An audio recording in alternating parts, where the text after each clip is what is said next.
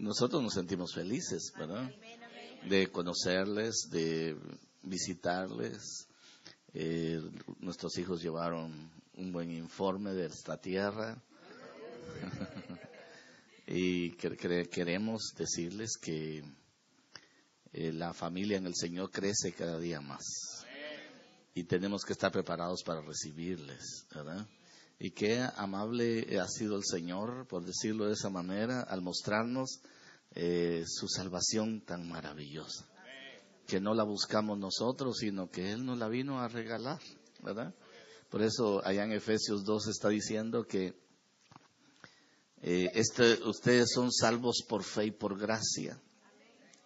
Y esto no es porque ustedes sean buenos, dice una versión, sino que Dios les regaló la salvación, ¿verdad? No es por obras, no es por lo que ustedes hacen, sino que es un regalo que Dios nos dio, ¿verdad? A través de Cristo Jesús. Amén. Oremos y veamos. Yo quiero platicar con usted, no quiero predicar, quiero platicar. Padre, en el nombre de Jesús, que tu pueblo, Señor, se regocije siempre en tu presencia. Que tenga deleite, Señor, en tu palabra, que tenga deleite en la alabanza, que tenga deleite en la adoración y que tenga, Señor, la disposición siempre de darte el honor, la honra, la gloria y la alabanza por siempre. Auxílianos, por favor, para que tu palabra, Señor, llegue a nuestro corazón y podamos salir por tu Espíritu Santo redarguidos en el nombre poderoso de Jesús y que podamos ser transformados por tu palabra. Que la maravillosa palabra que tú nos das y que está escrita, ese logos, se haga rema en nosotros, Señor. En el nombre poderoso de Jesús. Gracias, Señor. Amén y amén. Gloria a Dios, ¿verdad? Bien, voy a procurar que salgamos a las 4 de la tarde, ¿verdad?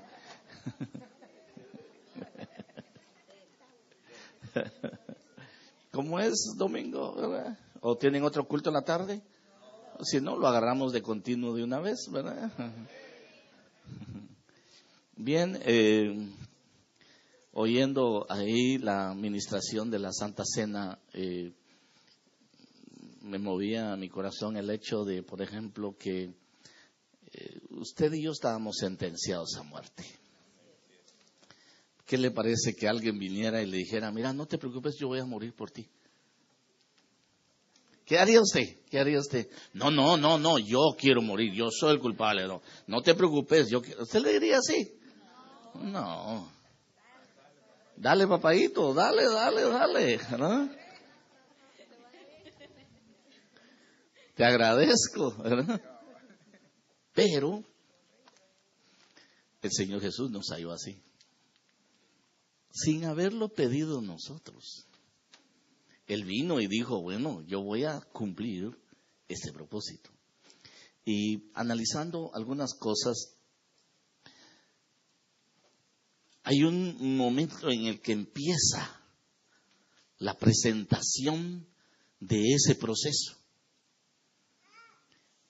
Cuando el salmista está hablando, allá en una de sus máximas expresiones de incertidumbre, está diciendo, Señor, envíame tu luz, envíame tu verdad, para que me lleven a tu santo monte y que ahí pueda llegar yo al altar, ahí pueda llegar yo a mi Dios y ahí pueda llegar al Dios de mi salvación y ahí pueda yo entregar mi alabanza. Es un gran proceso el que está diciendo. Sin embargo, cuando usted va a ver a la luz de la palabra ese envío de luz, ese envío de la verdad, ¿quién es la luz? ¿Quién es la verdad? Es Cristo. Entonces, cuando usted viene a ver, hay una hora en la que el Señor se manifiesta y es llevado ante Pilato. Ahí empieza una gran parte, la definición plena. Porque entonces aparece Pilato como redarguido por la esposa y le dice: no te metas a condenar a un inocente. No te comprometas. Y Pilato se recuerda que sale y dice: yo no le encuentro ningún pecado a este hombre.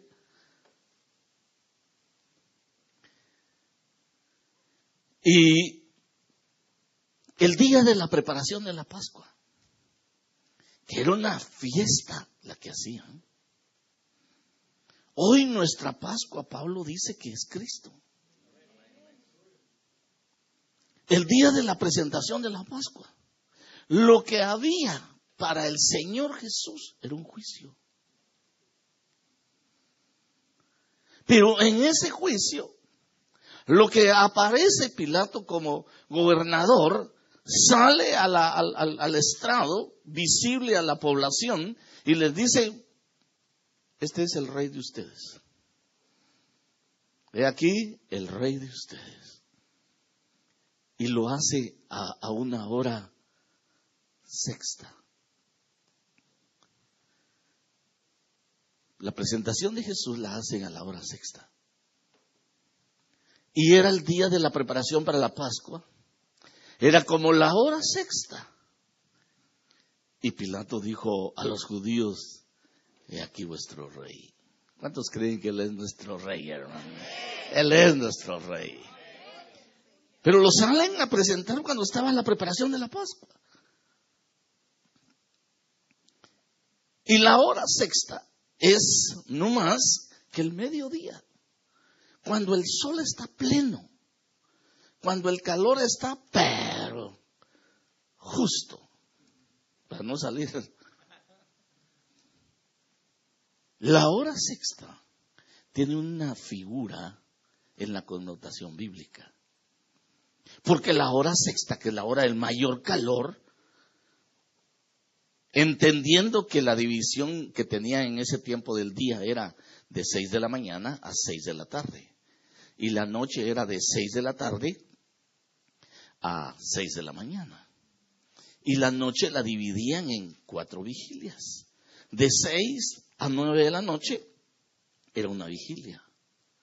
De las 9 a las 12 era la segunda vigilia.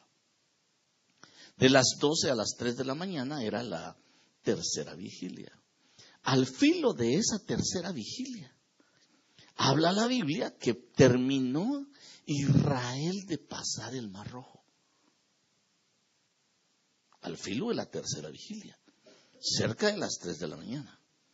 Y la cuarta vigilia es a las 6 de la mañana. De 3 a 6 de la mañana.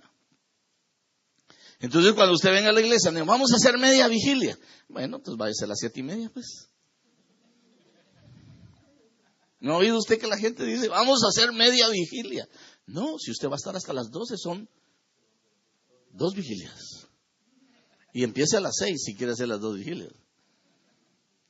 Porque el día así estaba separado de la noche, de 6 a 6.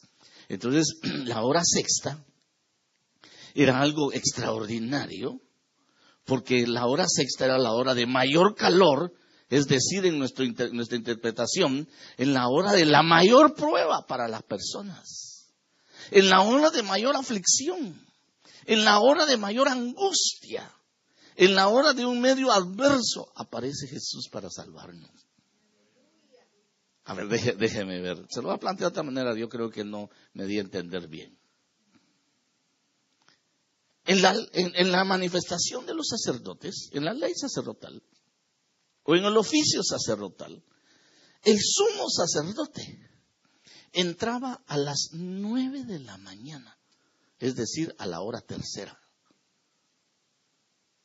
Entraba al lugar santísimo el sumo sacerdote y se iba a sentar al asiento de la misericordia. Merci, sí, le dice, ¿verdad?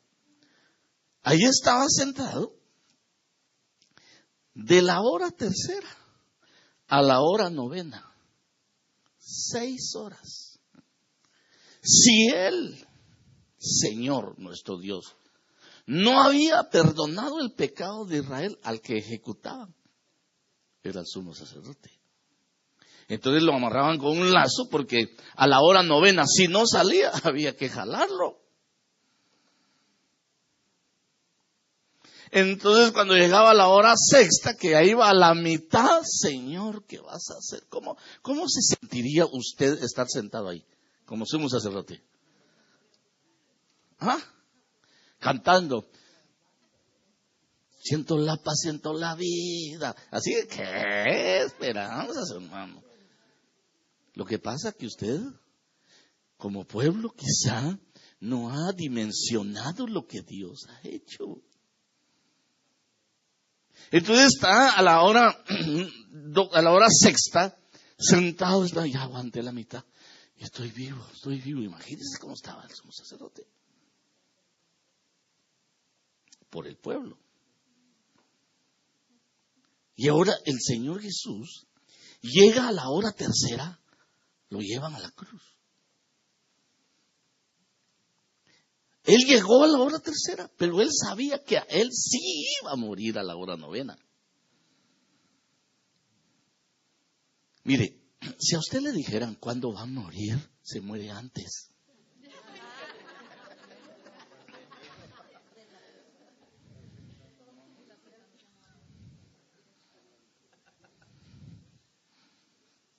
De verdad. Entonces, mire, es impresionante que cuando el sumo sacerdote salía del lugar santísimo, tenía una proclama para Israel. Y era señal solo de ver al sumo sacerdote salir vivo del lugar santísimo. Era una algarabía que todo el pueblo gritaba, saltaba, porque simbolizaba que sus pecados habían sido perdonados. Entonces, cuando tú salgas de la Santa Cena, tienes que hacer una gran algarabía, porque Cristo perdonó tus pecados. Pues en la hora sexta. Y nosotros tenemos que disfrutar eso. La hora sexta fue cuando vinieron las tinieblas sobre la tierra. Cuando Jesús estaba en la cruz. A la hora sexta, al mediodía, en plenitud de luz, hubo tinieblas. De la hora sexta a la hora novena. 3 horas de oscuridad.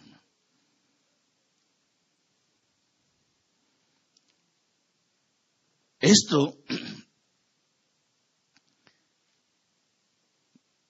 creo que simboliza muchísimo. Yo no he profundizado todavía, pero solo estoy platicando con usted. Porque esa hora sexta, cuando presenta Pilato al Señor Jesús, inicia un proceso de sufrimiento para ir a cumplir el propósito del Padre, de que por amor lo había dado al mundo, para que los que nosotros ahora creemos en Él, tengamos vida eterna. Pero esa hora sexta, cuando hay tinieblas, es tremendo. Muere a la hora novena. Por eso Él dice, consumado es, hecho está. La factura fue pagada. El perdón para la humanidad fue pagado. Ahora, de repente me pongo a pensar y digo, ¿cuánto malagradecido hay de eso? Quizá alguno por ignorancia, pero algunos otros por dureza de corazón. Pero en la hora sexta pasan muchas cosas. En la hora sexta, fíjese que se recuerda que Cornelio estaba a declamar y era fiel al Señor, pero era gentil. Y Pedro a la hora sexta tuvo hambre. Y subió, dice que al día siguiente, en Hechos 19, mientras ellos iban por el camino, y se acercaban a la ciudad. Pedro subió a la azotea a orar a la hora sexta. ¿Quiénes se acercaban a la ciudad? Los sirvientes, los soldados que había enviado Cornelio. Y a la hora sexta le están dando una revelación a Pedro, donde le están diciendo: mira, Pedro, no hay acepción de personas en el Señor.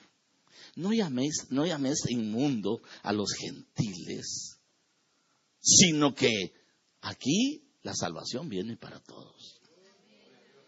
Porque sabe usted que en el folclore judío, nosotros los gentiles, según ellos, somos el combustible del infierno.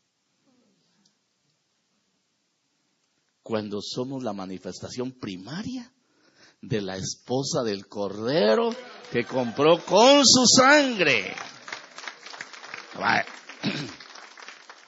Incluso cuando usted revisa las oraciones de los judíos en la Biblia, va a encontrar: nosotros no somos pecadores como ellos. Se refieren a los gentiles, a usted y a mí. Y esto, a la hora sexta, Pedro había tenido ese prejuicio. Y que de repente el Señor lo lleva porque tenía hambre y se fue a orar. Y le dan una revelación: mata y come. No, tú sabes, Señor, que yo no he comido nunca, cosa inmunda. De esos animales yo no he comido. Pues ahora vas a comer. Quítate tu prejuicio, porque la puerta se abrió para todos. Cuando iban llegando los mensajeros: Pedro, venimos de parte de Cornelio, nuestro, aquí es, ¿verdad?, comandante, para que vengas. Y ya le habían dicho: vienen unos por ti y no te niegues, vete con él. La iglesia tiene que llegar a una dimensión de su hora sexta. Cuando le presentan a Jesús, cuando le vienen las tinieblas y la luz es Cristo. Ahora viene la verdad que nos conduce, que es una revelación que nos va a llevar a cumplir la obra que Él quiere. En hora sexta. En la hora sexta. Ahora, mire usted. Yo creo que nosotros no entendemos mucho de justicia. Primero porque no somos abogados, ¿verdad? Pero la justicia de Dios es algo rara. No es una justicia humana. Es una justicia que nosotros no comprendemos. Por ejemplo, él sale un día a contratar siervos para su viña. Y a uno los contrató bien tempranito. Salió a la hora tercera, salió a la hora sexta, salió a la hora novena y salió a la hora 11, dice, ¿verdad? A las 5 de la tarde. Y salió a la hora sexta también. Y la hora 11, cuando él sale, encuentra todavía algunos sin qué hacer. ¿Y ustedes qué están haciendo aquí? Pues no hubo quien nos contratara. La misericordia del Señor, hermano. Se lo voy a poner de otra manera para que podamos entendernos. El otro día estaba yo en Nevada. No porque estaba cayendo nieve, sino en el estado de Nevada. Y en esa ciudad salen a un parque los latinos a buscar trabajo. Y se paran en el parque. Entonces los que necesitan trabajadores llegan y van contratando y a veces pasamos a las 10 de la mañana, había gente todavía. A la 1 de la tarde había gente. A las 4 de la tarde habían uno que otro nada más. Yo digo que así agarró el Señor ese asunto. Porque esos se quedaron. No recibieron trabajo en la mañana, quizá algunos se fueron. Pero otros por fe se quedaron. Otros hasta la hora sexta. Otros hasta la hora novena. Y estos que contrató el Señor hasta la última hora.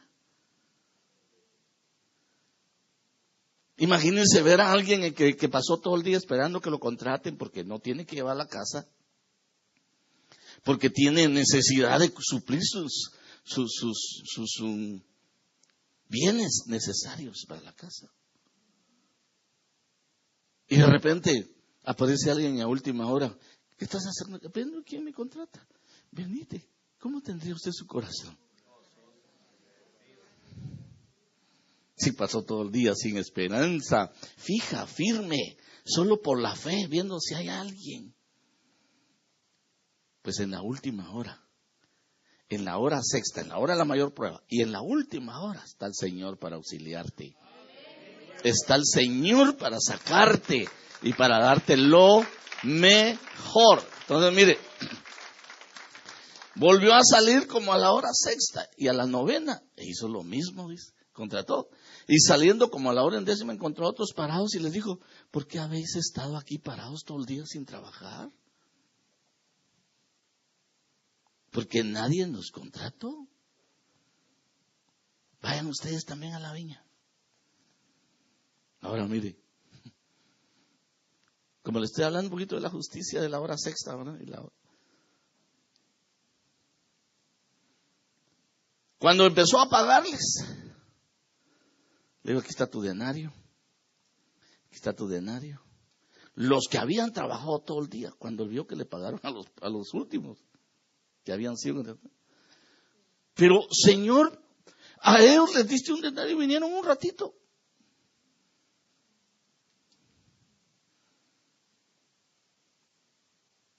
Y nosotros tuvimos todo el día. ¿No cree que es bien humano eso? Uh-huh. Y él solo se acerca y les dice, ¿por cuánto te contraté? Por un denario. ¿Y cuánto te di? Un denario. ¿Dónde está la injusticia? ¿Dónde está la injusticia? A veces nosotros, cuando estamos pasando nuestra hora sexta, estamos en pruebas, estamos tan angustiados, tan asediados, tan afligidos, tan desesperados, que miramos que a otros les está yendo mejor que a nosotros. Pero el Señor no te ha desamparado. Él dice, yo te voy a sostener, yo te voy a bendecir, yo te voy a proveer, yo te voy a conducir, yo te voy a dar. Ahora, es impresionante que si no entendemos la justicia del Señor, que es tan maravillosa, nos tenemos que someter a ella por fe. Porque la fe es aquello que nosotros recibimos sin ver. Y quizá sin entender. Quizá sin entender. Por eso la fe, Hebreos 11:1 dice que es la convicción de lo que se espera.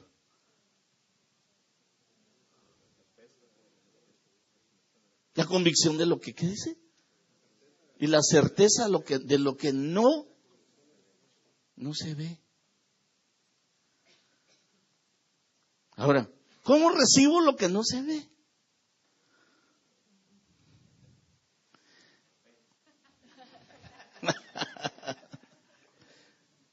Mire, es impresionante cómo el Señor empieza su proceso de entrega. Porque nadie miraba que la muerte de Él traía vida. Nadie miraba que lo que Él estaba sufriendo era en bien de la humanidad.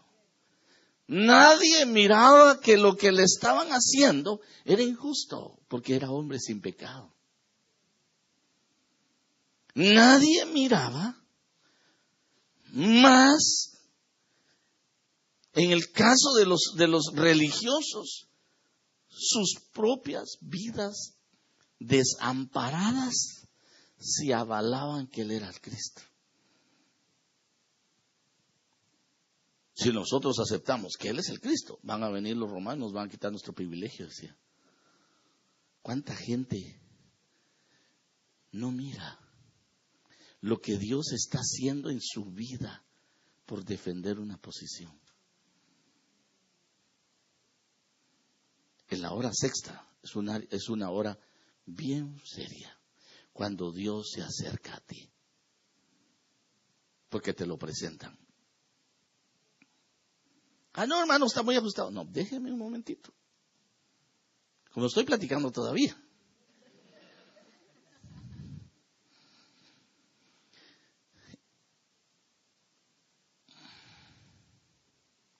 Un día iba el Señor Jesús bajando de Galilea, pero tenía que pasar por Samaria. Iba para Galilea, pero iba a pasar por Samaria, ¿se recuerda?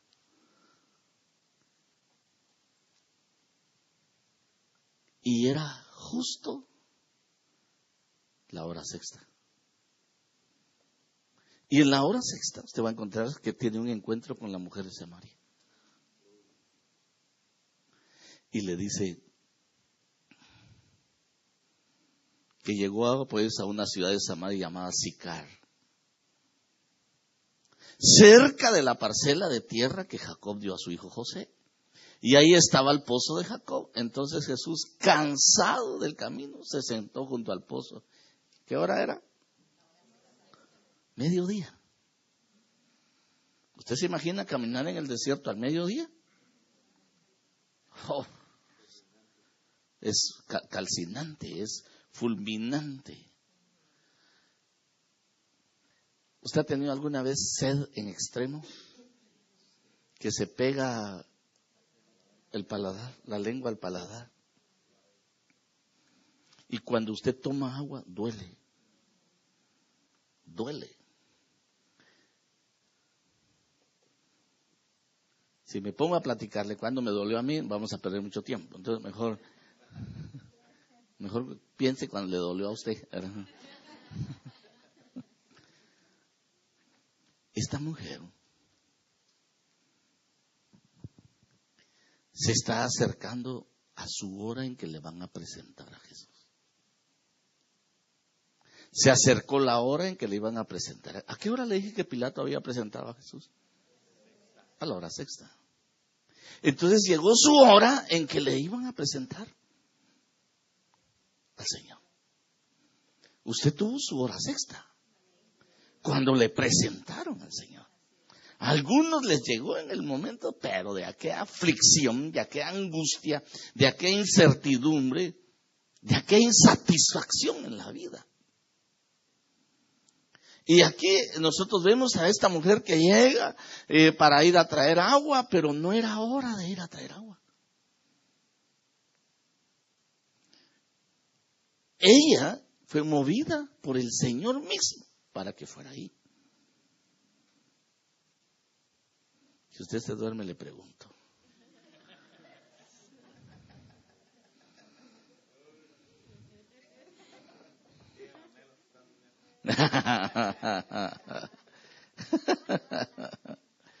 Entonces, mire, esta mujer tiene un diálogo y le dice el Señor, dame de beber. Y usted lo ha oído. Y ella le dice, ¿cómo tú siendo judío me pides a mí que soy samaritana? ¿Usted sabe cuál era el prejuicio que ellos tenían? Tenían un pleito. Porque a los judíos, cuando se los iban a llevar cautivos, los de Samaria decían, nosotros no somos parientes de ellos. Pero cuando a ellos les estaba yendo bien, nosotros somos de los mismos con ellos. Entonces estos bandidos se quedaban sin irse a la esclavitud y a los de Israel sí se los llevaban y ellos se quedaban tras ahí. Entonces no se llevaban, no eran solidarios. Entonces cuando están platicando, por eso le pregunta, ¿por qué tú siendo judío me pides a mí si entre nosotros no hay tratos? Y se recuerda usted que también el Señor le había dicho a sus discípulos, vayan, pero no pasen por Samaria. Porque Él tenía preparado lo que iba a hacer. Él tenía preparado lo que iba a hacer. Entonces van y empiezan a platicar. dame de beber. Hay un comentarista que dice que porque le dice, dame de beber, y ella le contesta que no tienes con qué sacarla. Él le dice, tengo sed y quiero de esa agua del pozo. Por eso ella le dice, no tienes con qué sacarla. Señor, pero no tienes con qué sacarla. Entonces él le dice, si tú conocieras el don de Dios, si tú conocieras el regalo que Dios ha traído ahora para tu propia vida, tú me pedirías a mí, porque yo tengo un agua que si la bebes, nunca más volverás a tener sed, le dice, hermano. Démosle un aplauso al Señor y ya, seguimos.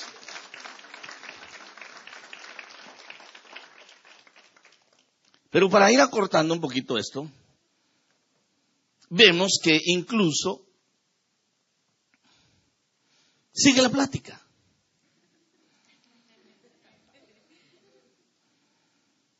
Pero llega un momento en que la mujer le dice, vaya, te di agua. Ahora, dame tú del agua que dijiste. Así yo ya no vengo a sacar, también hará gana, ¿verdad? Porque así ya no vengo a sacar agua de este pozo. Porque si me das tú la que me vas a dar, nunca más voy a volver a tener sed. Ah, bueno, le dice. Entonces tú quieres del agua que yo tengo. ¿Cuántos quieren del agua del Señor? Amén. Todos. Porque ya llegué al inicio de mi predica. Tú quieres el agua que yo tengo que no te va a dar sed jamás. Mujer, créeme, le dice. Créeme. ¿Por qué le dice créeme? Porque como tenían prejuicios todavía. Pero lo que le está diciendo es la afirmación, lo que él le había enseñado a sus discípulos. El que cree en mí nunca tendrá sed. El que cree en mí, ríos de agua viva brotarán de su interior. Ríos de agua viva que saltan para vida eterna. Le había enseñado así, por eso el que cree en mí, pues le está diciendo a la mujer de Samaria, créeme.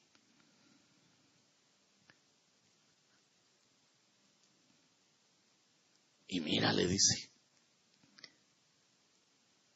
ustedes dicen que hay que ir a Jerusalén a adorar. Y nuestros padres dicen que aquí en el monte Gerizim. ¿Se acuerda del monte Gerizim? El monte de la bendición. Cuando el Señor dijo, yo puse delante de ustedes la vida y la muerte. Los que me obedezcan van al monte Gerizim y los que no se van al monte Ebal. O sea, habían dos cultos. Un culto de los de Gerizim y un culto de los de Ebal. Los de Ebal hacían lo que querían, pero los de Gerizim hacían lo que quería el Señor que hicieran. Los del monte Ebal necesitaban una conversión para ir a obedecer al Señor.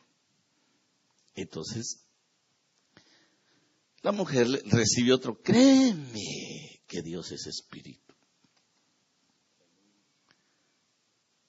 Y a los verdaderos adoradores que Dios busca, son los adoradores en espíritu, en verdad, porque Él es espíritu.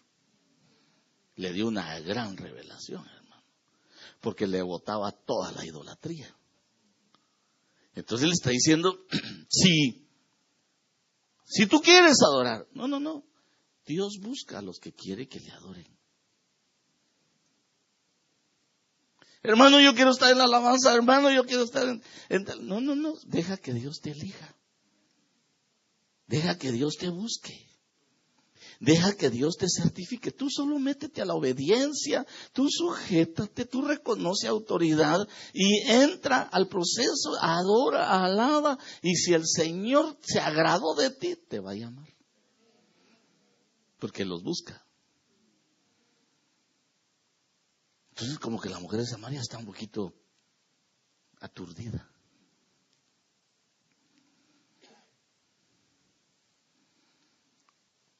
Pero lo vuelve a meter. ¿Y no me vas a dar el agua que dijiste? Sí, te la voy a dar. ¿Quieres de esa agua? Sí. La sed que la mujer tenía no era una sed física. Y lo que el Señor le estaba hablando no era un agua del pozo. Le estaba hablando del agua que sacia la sed del alma. Y la sed del alma viene por la ansiedad, por la desesperación, por las angustias, por las incertidumbres. El alma tiene sed del Señor. Las frustraciones, los fracasos, traen a la vida sed en el alma. Entonces el Señor está viendo que está más sedienta la mujer de Samaria que él. A él le va a dar un agua H2O, pero él le va a dar espíritu. Note. ¿Quieres el agua? Sí, quiero el agua. Ok, tráeme a tu marido. Empecemos el proceso. Empecemos el proceso. Tráeme a tu marido. No tengo, dijo.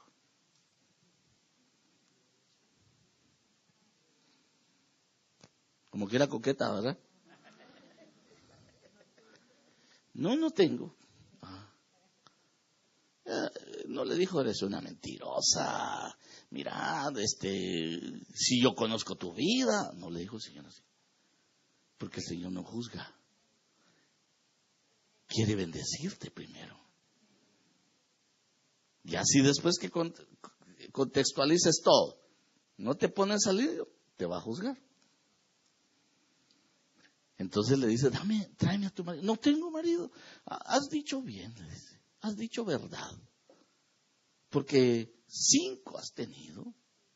Y con el que estás ahora, no es tu marido. Uy, Señor, me parece que tú eres un profeta, le dice. No. Ya le abrió la puerta. Ya la hizo que se metiera dentro de ella. Y entonces empieza a decirle,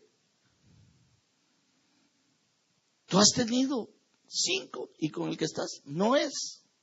Uy, pareces profeta. A mí me dijeron que esas cosas nos las iba a decir el Mesías cuando venga.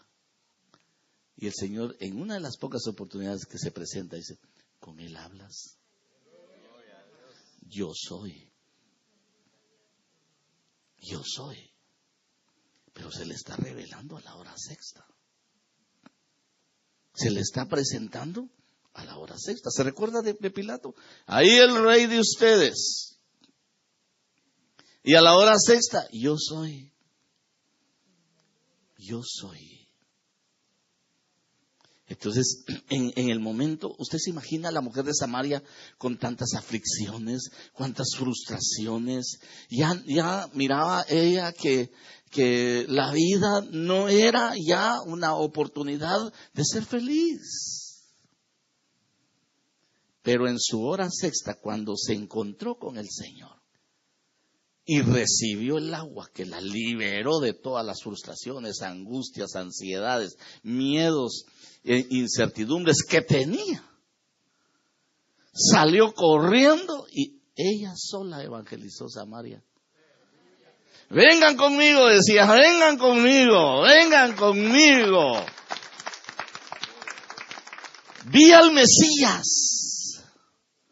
Vengan, vi al Mesías, está allá. Vengan y conózcanlo, vengan y conózcanlo. Evangelizó Samaria. Por eso le había dicho a sus discípulos, ustedes no se metan en Samaria, yo tengo reservada una ahí.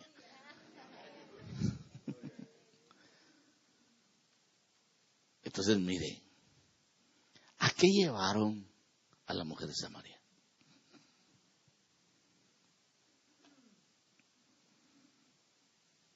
A un redargüimiento. Porque tuvo que hablar la verdad. La llevaron a una administración con él.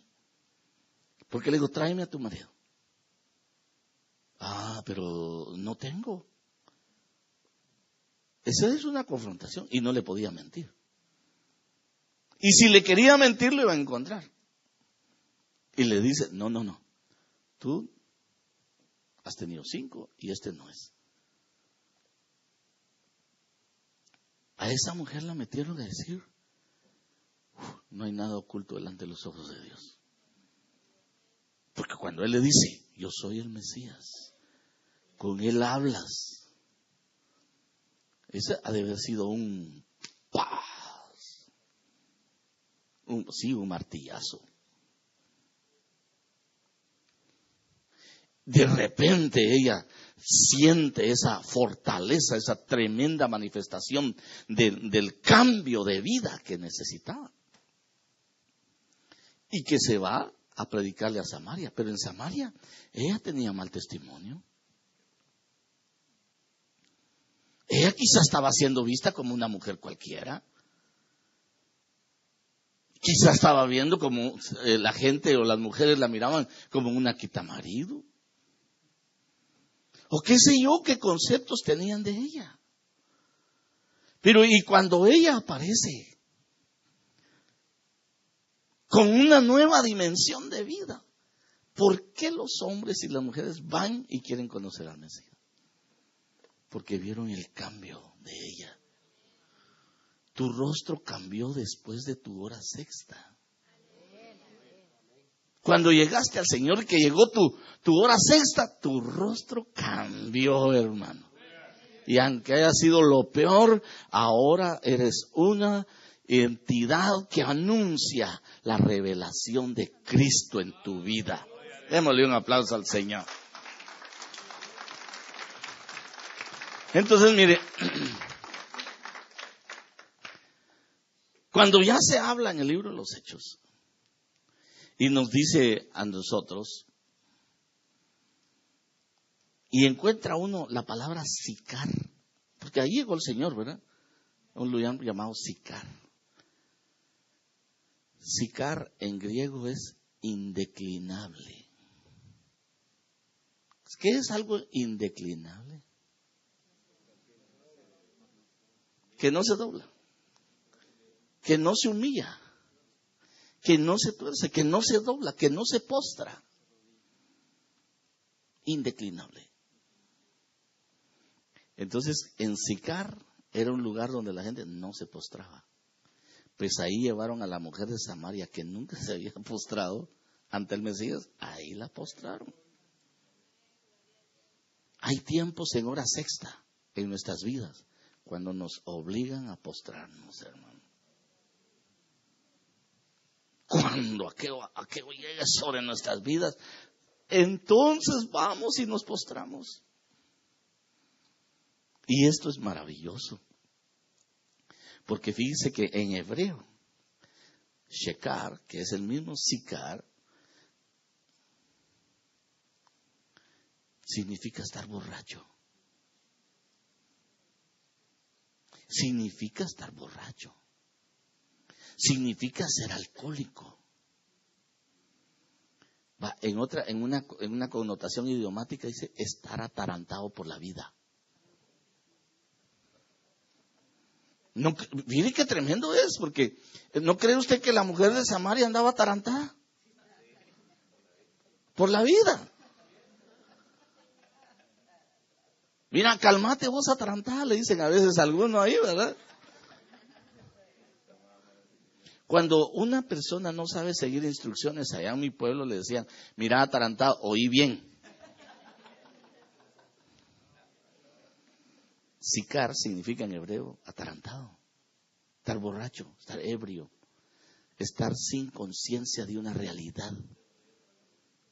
vivir el momento como caiga. Y eso es lo que pasa ahí. Entonces, lo que viene a hacer el Señor es a sacarte del momento que estás viviendo como caiga la vida, porque eres útil. Tú entraste a esta dimensión con propósito de Él. Tienes que cumplir el rol para el cual te dio la vida. Tienes que alcanzar lo que Dios dijo que tienes que alcanzar.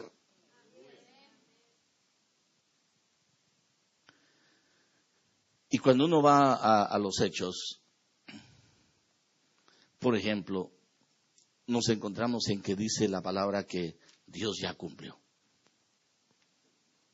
Dios ya cumplió.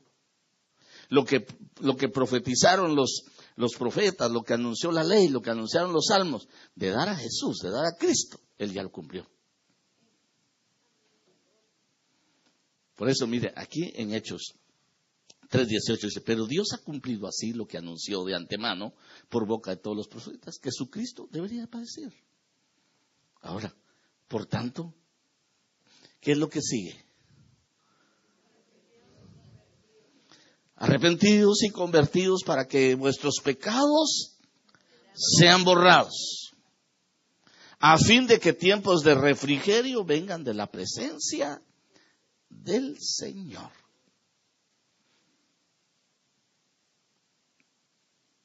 Así que Dios ya cumplió.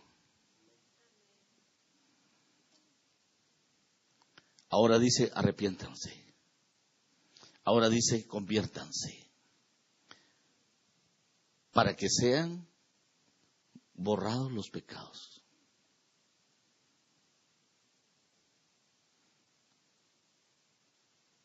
Marcos 1:15 dice, el tiempo se ha cumplido y el reino de Dios se ha acercado. Arrepentidos. Ahora dice, y creed en el Evangelio. Fíjense que aquí es curioso, que hay gente que no cree en el Evangelio y está en la iglesia evangélica.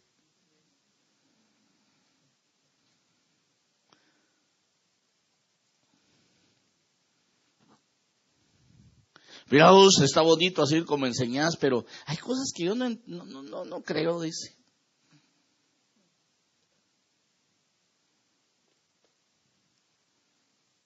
Había una persona que yo discipulé por 7 años. Y llegó a ser anciano de la iglesia. Y en una oportunidad me decía, mire, pastor, cuando hay cosas que yo no creo, decía. Cuando hay un endemoniado, yo quiero ver para creer. Era Tomasito. Y en una oportunidad llegó una mujer que era una maestra, que le hicieron un hechizo tremendo y que tenía una arterioesclerosis múltiple, que se rigidizan las extremidades también, y aparte de las arterias. Y esta mujer llegó con su bastoncito. Estábamos almorzando, me recuerdo, en la hora de la comida estábamos cuando venía caminando a la hora sexta.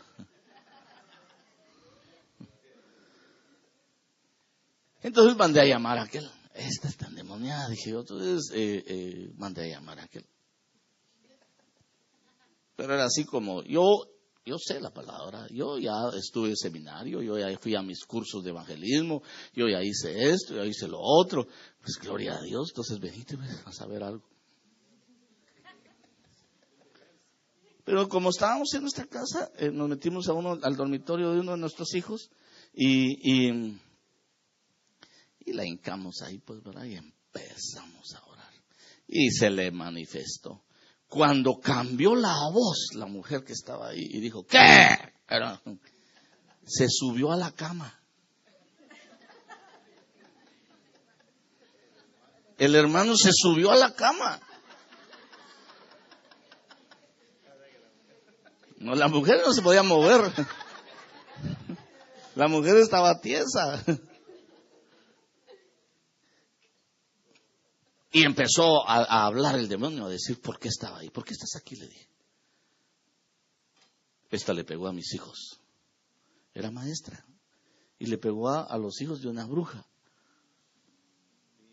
Y esta le pegó a mis hijos. Y así la voy a tener. No, le dije. Hoy es el día de su libertad.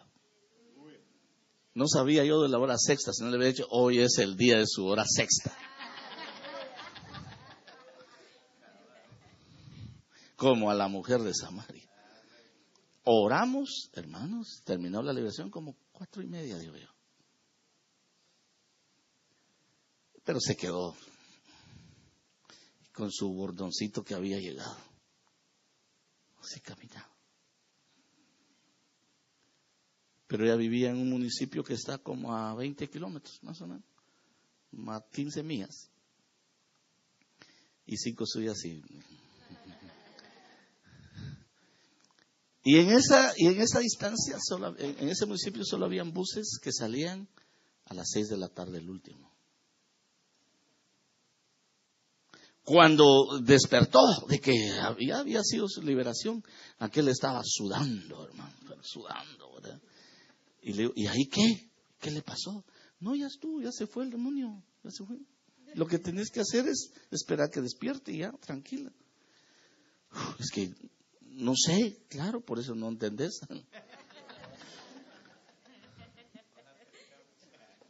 Sí, subió a la cama. Pero fue brinco que pegó cuando ya habló la mujer, ¿verdad? Como del demoniado. Y se despertó. ¿Qué hora es? Dijo.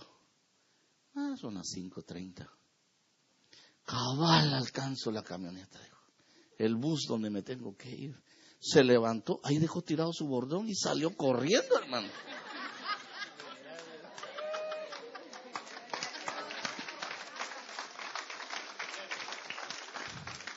Pero Dios la sanó. Dios la sanó. Entonces habían cosas que no creía del Evangelio. Y en el Evangelio no es religión. El Evangelio es poder de Dios. El Evangelio es manual de vida. El Evangelio es la revelación de Cristo para nosotros.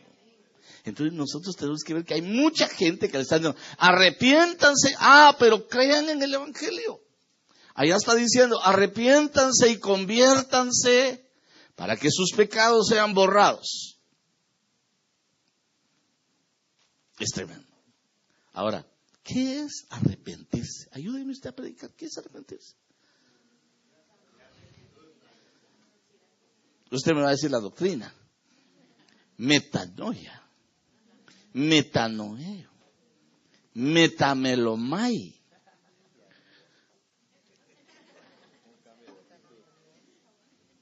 Así está en griego.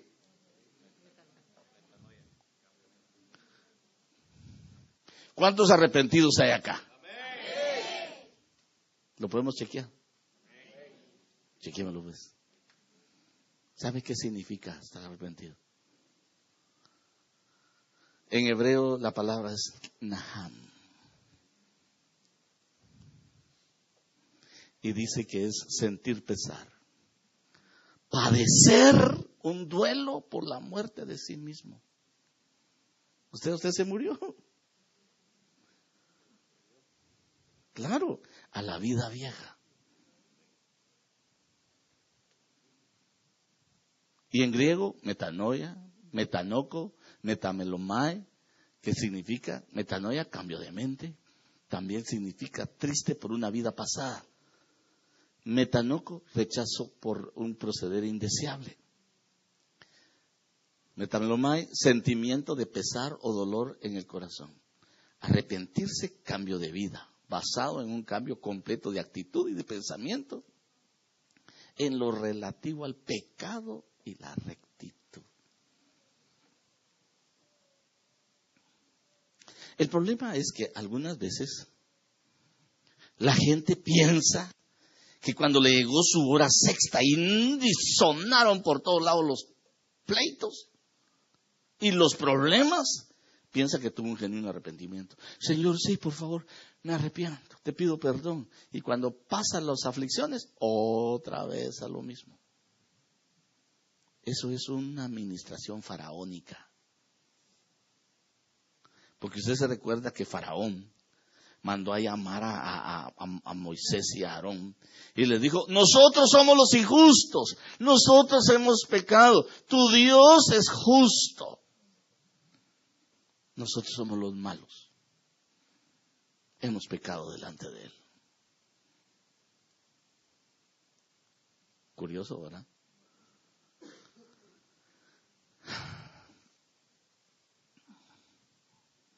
¿Sabe cómo dice? Esto dice en Éxodo 29-27. Faraón envió a llamar a Moisés y a Aarón y les dijo: esta vez he pecado. El Señor es el justo. Y yo y mi pueblo somos los impíos, dice. ¿Sabes qué? Dile a tu Dios, ni era su Dios, que pare y que los voy a dejar ir. Y se va, bueno, solo salgo de acá, voy a hablarle al Señor y se quitará. Y fue Moisés y se quitó el granizo, los truenos, el susto que habían llevado, era fuerte. Y ni bien paró, otra vez a lo mismo. Hay mucha gente que tiene ese principio del enemigo, que los quiere hacer seguir esclavos, siendo esclavos. Cuando los problemas están serios, pastor, ore por mí, por favor, ore por mí, no aguanto, pastor, por favor, mire, y yo le prometo que voy a buscar al Señor. A la semana, cuando ya pasó el problema, ya no está. Otra vez, y ahí viene, pastor, ahora sí, aguanta otro poquito más, y ya cuando se está en calma, otra vez ya no está. El arrepentimiento nos tiene que llevar a un cambio de mente. Pablo lo plantea en Romanos 12 y dice que debe haber un cambio de que nosotros no nos acomodemos a las modas del mundo y que nosotros cambiemos nuestra forma de pensar para que cambie nuestra forma de actuar y descubramos la buena, agradable y perfecta voluntad de Dios. Hermano, pero ¿por qué no está hablando de arrepentimiento? Si es que tiempo lo vimos. Sí, pues solo estamos platicando lo que usted vio.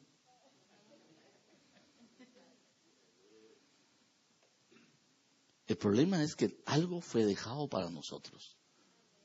Usted se recuerda que a Pedro, el apóstol Pedro, el Señor un día está frente al mar y está enseñando, pero la gente se le aglomeró y lo estaban estrechando mucho. Entonces vio dos barquitas que estaban ahí, la de Pedro y Juan, y dijo: acerquen esas barquitas por acá. Y se las acercaron, ¿verdad? Y se metió ahí ya nos podía meter la gente al agua, ¿verdad? Entonces, desde ahí le predicó a la multitud. Cuando terminó su mensaje ese día, preguntó: ¿de quiénes son estas barcas? Son mías, dijo Pedro y Juan.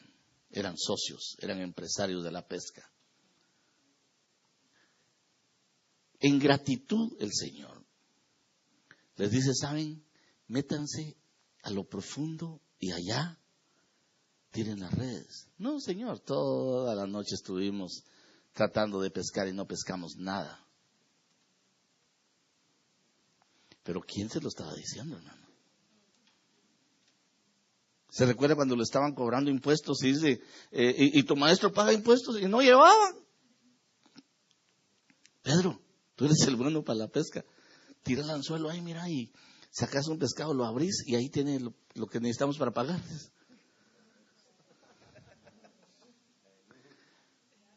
Qué lindo el Señor, ¿verdad? Entonces, mire, le dice a Pedro y a Juan: vayan y metan las redes allá, tiren las redes allá. Eran expertos. La hora en que estaban no era para ir a pescar en lo profundo. Ellos sabían. Entonces se fueron y dice que tuvieron que pedir ayuda para sacar las redes. Y ahí le dice: bueno, ahora síganme. Los voy a hacer pescadores de hombres. Ok, ahí los incorpora al equipo. Y un día el Señor le dice a Pedro: Pedro, Satanás te ha pedido para zarandearte. Así como se sacude el trigo, le dijo. Así cuando tiran y el aire se lleva la basura y cae el grano, hermano. ¿Usted nunca ha caído al vacío así? ¿O ha ido a la Rueda de la Fortuna, a la Rueda de Chicago, allá donde está el Batman y cuáles otros hay en las Six Flags? Y que uno va, de repente siente uno que va en caída libre, o en la montaña rusa, que siente uno, o el Goliath. Han subido al Goliath. Hasta allá se ve el túnel, ¿verdad? Y cuando lo suben a uno, tac, tac, tac, tac, tac, tac, tac, tac, tac, tac, tac. Y uno, qué paisaje más lindo. Cuando ¡pah!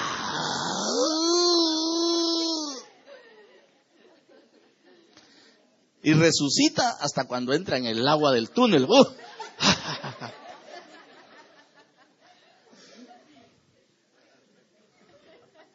Yo digo que el trigo así se siente cuando lo levantan, hermano, y está cayendo en vacío.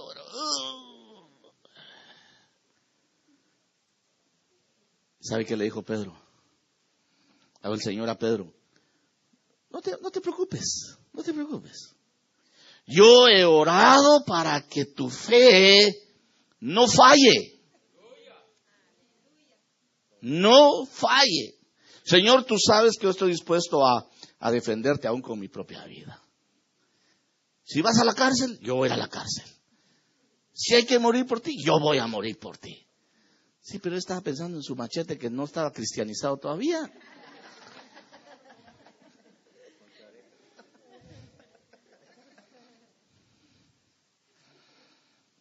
Entonces, mire,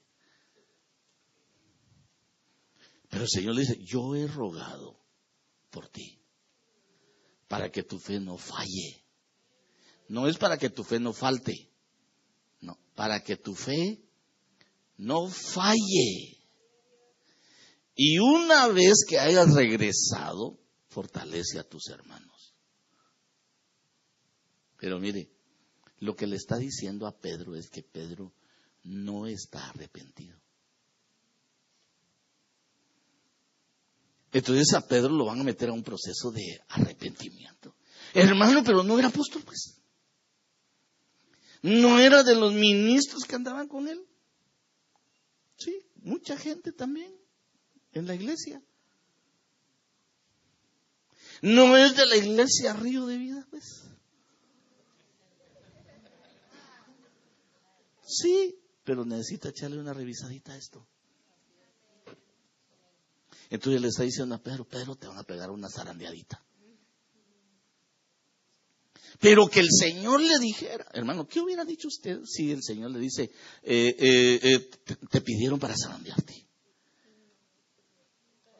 No, Señor, decirle que no, yo me refugio en ti, Señor.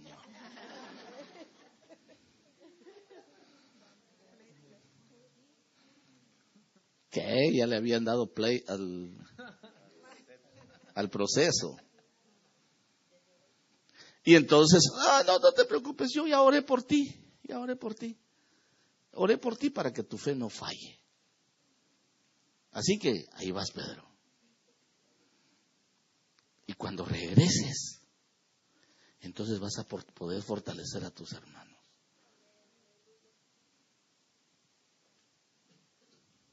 Mire, 22:32 de Lucas: pero yo he rogado por ti para que tu fe no falle. Y tú, una vez que hayas regresado, fortalece a tus hermanos. La versión alfonsina dice: pero yo he pedido por ti para que tu fe no falte. Y tú, cuando vuelvas en ti, o sea, no estaba ¿cuándo vuelve la persona en sí? Ayuda a tus hermanos a permanecer firmes.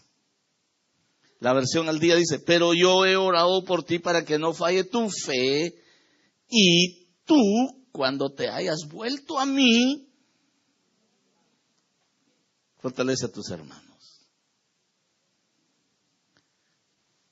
Cuando vuelvas en ti, cuando vuelvas en sí, el único que vuelve en sí, el pródigo. Porque volver en sí es darnos cuenta de la realidad. Entonces cuando se da cuenta de su realidad, es cuando viene la prueba. Porque mire pues, te voy a mostrar otras versiones. Pero he orado por ti, Simeón, porque que tu fe no falle. Y tú una vez que te hayas vuelto, ¿en qué dice? En arrepentimiento fortalece a tus hermanos. He orado que no falles completamente cuando te hayas arrepentido, Pedro, y hayas vuelto a mí. Fortalece y cultiva la fe de tus hermanos. Esta otra versión.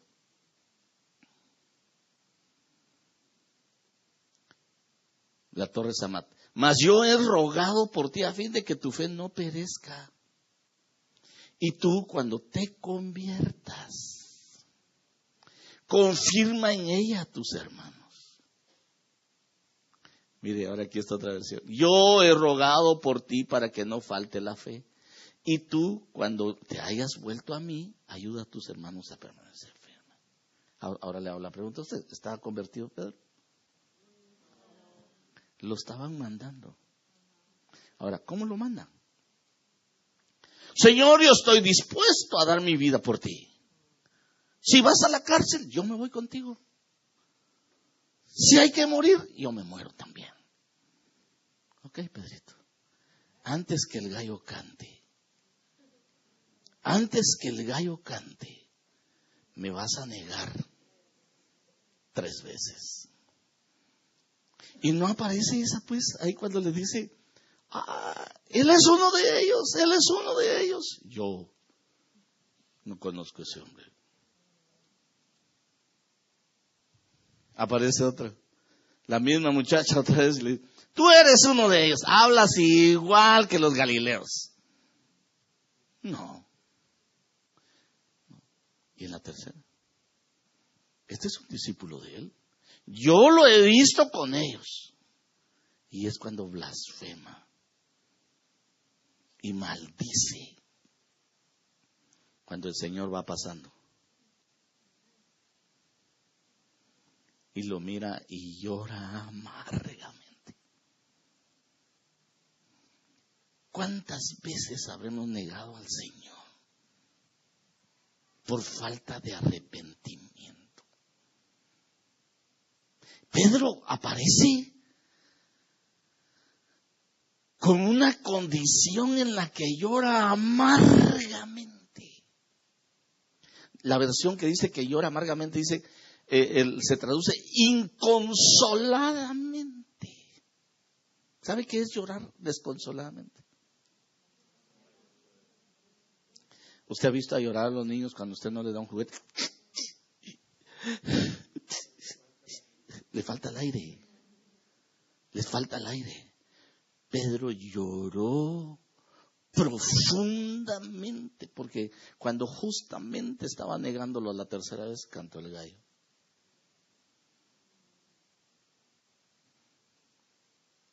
A partir de ahí, Pedro entró en un genuino arrepentimiento.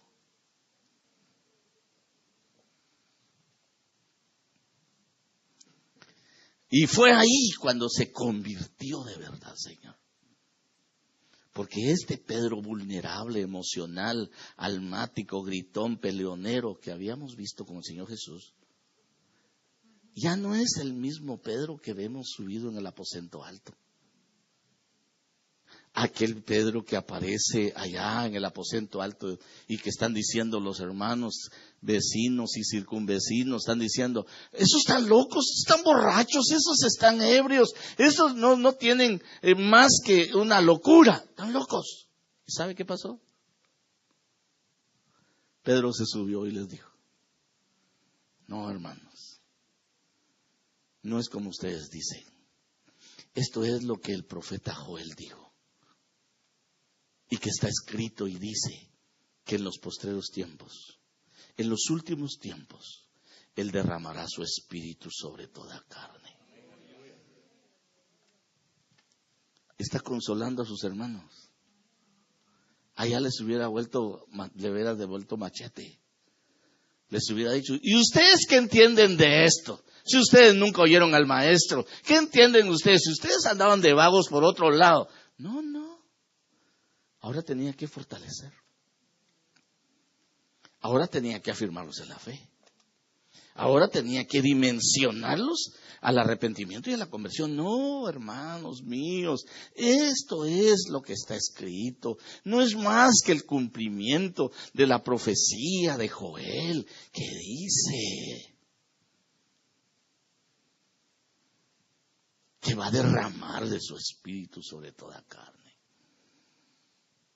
Es un Pedro distinto. Ya no es un Pedro manipulado. Porque Pedro le decía a Juan, pregúntale tú. Acostate en el pecho y pregúntale.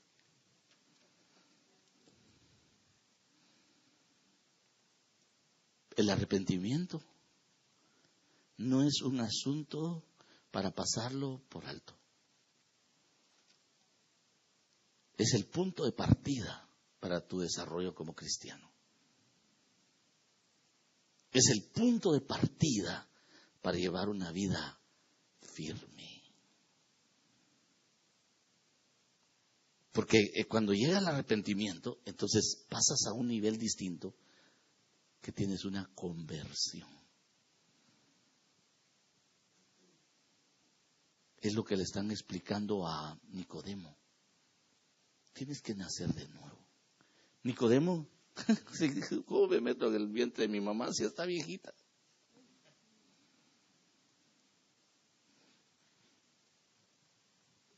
Nacer de nuevo implica 4 cosas fundamentales.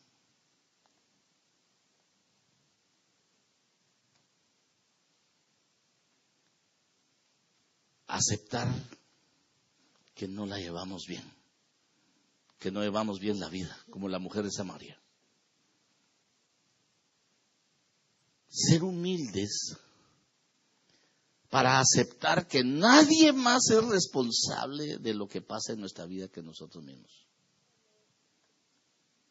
Cuando somos humildes y aceptamos la responsabilidad de los hechos, es cuando podemos llegar a un arrepentimiento. Mientras no seamos humildes, buscamos culpables. Es que yo estoy así por fulano, por mi mamá, por mi papá, por mis hermanos, por mi novio, por mi no sé quién, ay, hermano, no. Tienes que ser humilde y aceptar que el único responsable de tu propia vida eres tú. Entonces, cuando eres humilde y aceptas que nadie más es culpable de haber decidido lo que está pasando, entonces puedes entrar de la humildad a un genuino arrepentimiento. Un cambio de pensamiento, un cambio de mente. Un cambio de mente. Cuando ya entraste al arrepentimiento, entonces vas a llegar a la conversión, que es convertirte al Señor. Cuando te conviertes al Señor, la conversión es convertirse. Darse vuelta y meterse en el camino correcto. Cuando empiezas a avanzar en el camino correcto, ok, ahora que ya te tuviste la conversión, tuviste la humildad, el arrepentimiento, la conversión te va a hacer ver un panorama de vida distinto, que lo viejo no es posible seguir viviendo. Cuando te conviertes, entonces alcanzas el perdón. Pero toda la gente quiere el perdón sin arrepentirse. Señor, perdóname. Pero no tiene el arrepentimiento. No tiene el cambio de mente. Entonces no hay un cambio de actitud. Cuando llegas al punto en el que te humillas, te arrepientes, te conviertes, es porque te llegó la luz, la verdad, que te llevó al monte del Señor, esa sea la iglesia.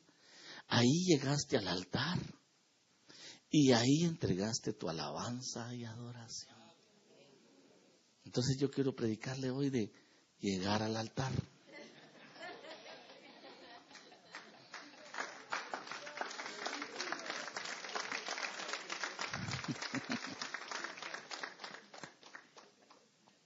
Ni se le ocurra, ya tengo hambre, dice. ¿A qué hora le dije que lo iba a dejar ir? Usted váyase a la hora que quiera, nosotros a las 2:30 nos vamos, ¿verdad? Está bien. Entonces, mire, pues, el salmista está diciendo en el 43, 3 y 4, envía tu luz y tu verdad, que ellas me guíen, que me lleven a tu santo monte y a tus moradas. Entonces llegaré al altar de Dios. Entonces llegaré a mi Dios. Entonces mi Dios será mi supremo gozo. Y al son de la lira alabaré, oh Dios mío. ¿Cómo llegamos ahí entonces al altar? ¿Sabes qué llegas a hacer al altar?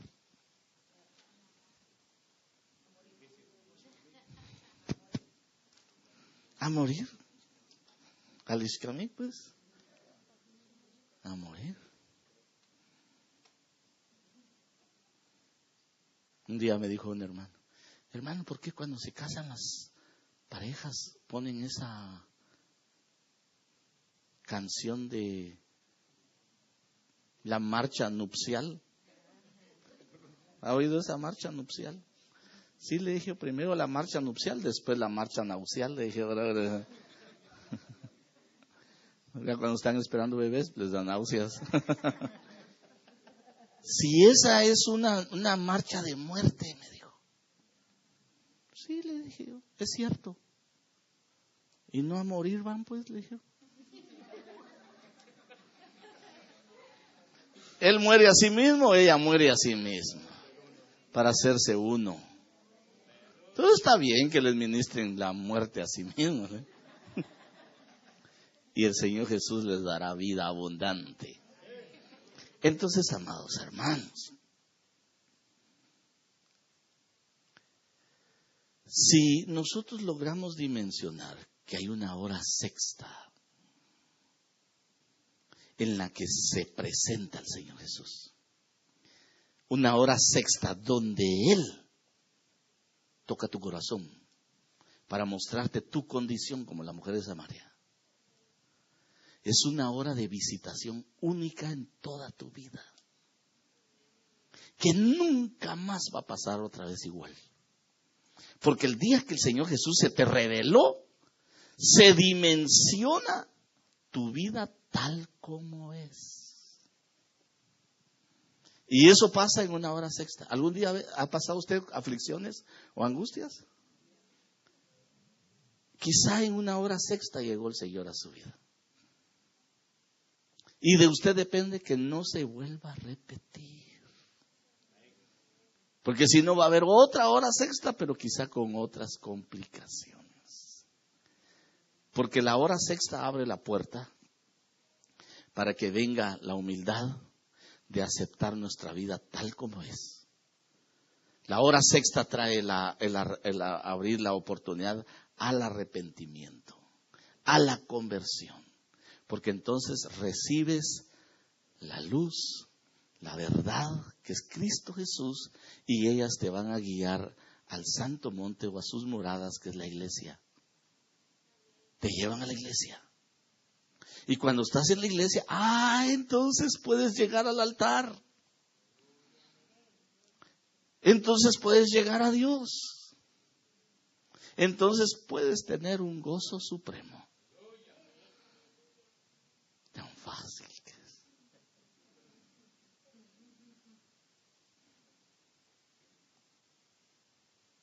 El evangelio es ese. El evangelio, imagínese usted que le pasan revisión a Pedro. Y Pedro, un tremendo apóstol, hermano. Pedro, aquel hombre que había recibido, tú eres la revelación de tú eres el Cristo, el Hijo del Dios viviente. Pedro era aquel apóstol que había caminado sobre el agua, diciendo a Dios, si tú eres, que camine yo también.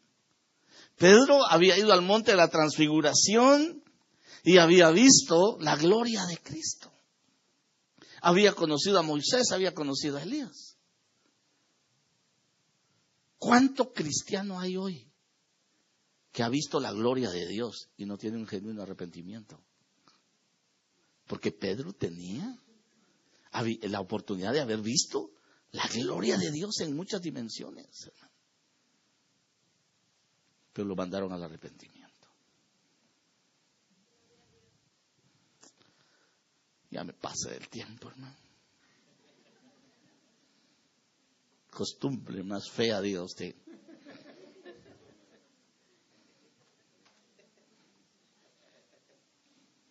Ya solo 10 diapositivas me faltan, fíjate.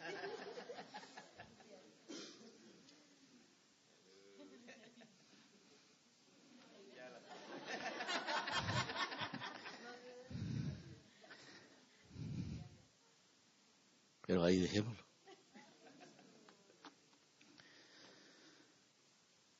Con todo mi corazón apostólico,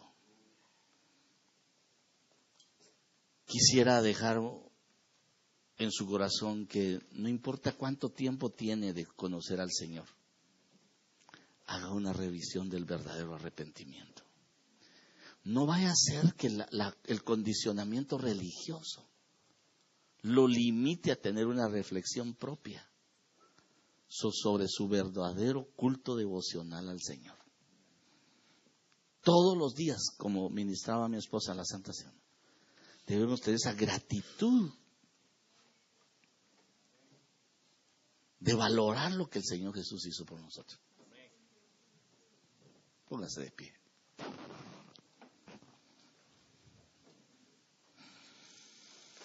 Padre, en el nombre de Jesús, yo sé que tus hijos y tus hijas han estado, Señor, conociendo tu palabra y la revelación de tu luz y tu verdad ha venido a ellos. Pero te ruego que esa luz y esa verdad los guíen para que puedan llegar a este lugar y puedan acercarse al altar y tenerte a ti como supremo gozo y poder entrar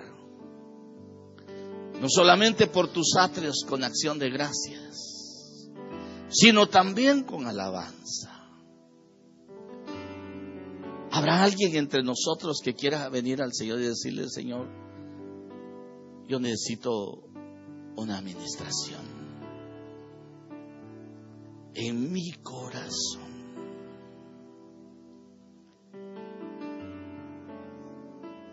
Tal vez hay cosas en tu vida que necesitan ser tocadas por el Espíritu Santo, redarguidas, no para que tengas un remordimiento, sino para que tengas un arrepentimiento. Oh Señor, estamos hoy acá porque anhelamos conocerte más cada día. En el nombre de Jesús, ¿cómo está tu corazón, mi hermano? ¿Cómo está tu corazón, mi hermana? ¿No habrá en tu vida una necesidad de decirle al Señor: Señor, yo quiero experimentarte? Yo he orado, yo he rogado para que tu fe no falle. Pero cuando vuelvas arrepentido puedes fortalecer a tus hermanos. Cuando vuelvas arrepentido puedes establecer, ayudar a tus hermanos. En el nombre poderoso de Jesús, necesitamos tu auxilio. Necesitamos un arrepentimiento. Necesitamos una conversión.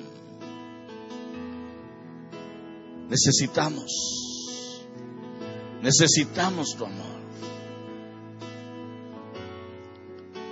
Yo vengo en el nombre de Jesús extendiendo un manto que abre entendimiento, Señor, para que genuinamente podamos acercarnos y tener un arrepentimiento. En el nombre de Jesús. ¿Por qué no levantas tu adoración al Señor ahí donde estás y le dices al Señor: gracias por enviar tu luz, gracias por enviar tu verdad,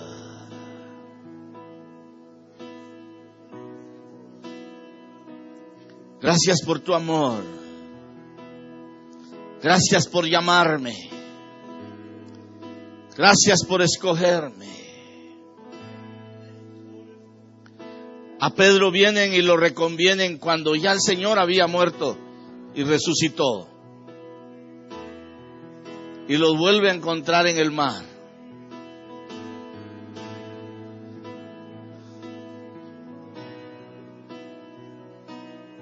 Oh, envía, Señor. Levanta tu oración, hermano. Levanta tu oración, hermana. Levanta tu oración. El Señor está en este lugar. Y trae para ti múltiple bendición. Trae para ti visitación. Trae para ti una administración.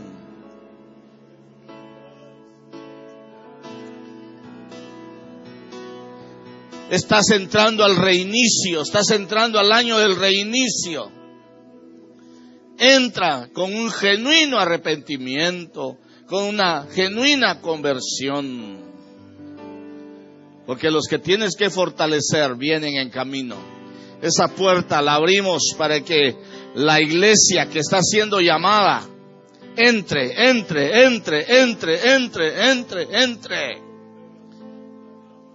Rompemos las barreras que han detenido a muchos. En el nombre de Jesús. Y vengan a esta casa para ser nutridos, para ser enseñados, para ser fortalecidos, para tener un encuentro contigo. Oh.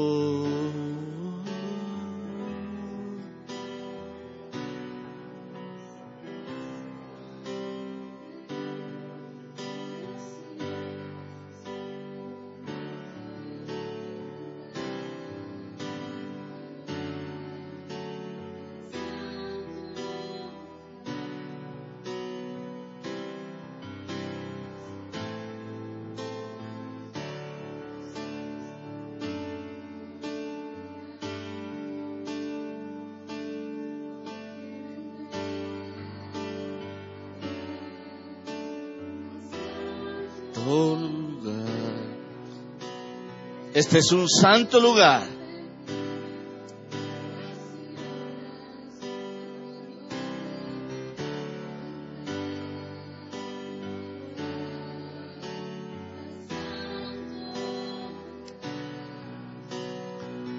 En el nombre de Jesús.